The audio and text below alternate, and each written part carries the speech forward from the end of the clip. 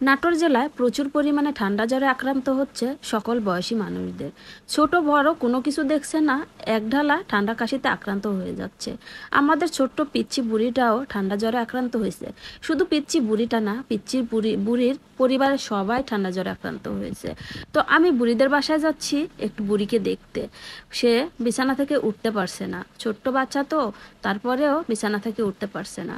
আমাদের বাসাতেও আমার আম্মা ঠান্ডা জ্বরে আক্রান্ত হয়ে বিছানায় পড়ছে আজকে।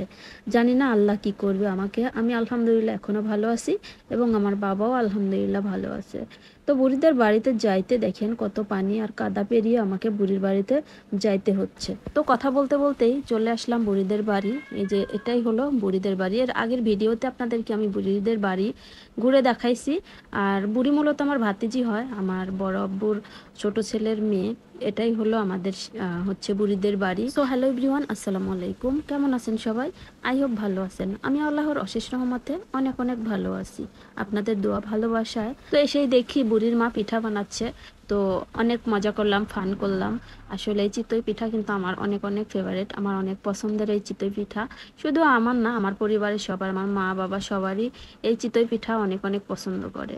তো ভাবি মূলত পাটায় বেটে, চাউল বেটে মানে পিঠা বানাচ্ছে। জ্বর হয়ে মুখে স্বাদ নেই, মানে কিছু খাইতে পারে না। তো তার জন্য মূলত সে পিঠা বানাচ্ছে, অসুস্থ মানুষ। তো পিঠাগুলো মাশাআল্লাহ অনেক সুন্দর হয়েছে। দেখেন কি সুন্দর ফুলকো ফুলকো পিঠা হয়েছে, অনেক সুন্দর হয়েছে পিঠাগুলো। আসলে ভাবির হাতের পিঠাও অনেক সুন্দর হয়। তরকারি রান্না করলে, যে কোনো রান্না করলে ভাবির হাতের রান্না অনেক মজা হয়, সত্যি বলছি। আমাদের বাসাতেও মাঝে মধ্যে রান্না করে দেয়, তো অনেক ভালোই লাগে। তো বুড়িদের বাড়িতে যে দেখেন পুঁই গাছ একটা লাগানো। আমার মতো ভাবিরও পুঁই শাক হচ্ছে ফেভারেট, অনেক অনেক পছন্দ আমাদের দুইজনের এই পুঁই শাকটা।